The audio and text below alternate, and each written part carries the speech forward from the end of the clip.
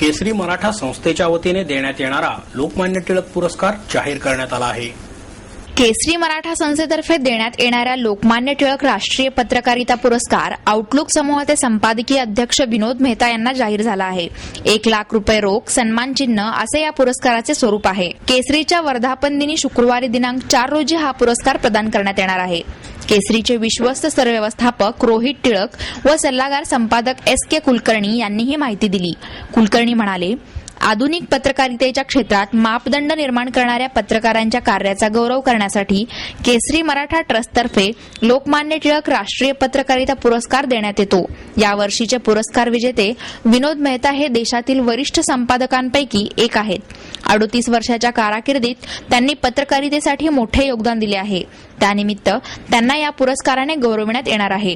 शुक्रवारी सायंकाळी 6 वाजता केसरी कार्यालय येथे होणाऱ्या कार्यक्रमात हा पुरस्कार प्रदान करण्यात येईल। त्यावेळी जयंतराव टिळक स्मृती पारितोषिकाचे वितरण होणार आहे।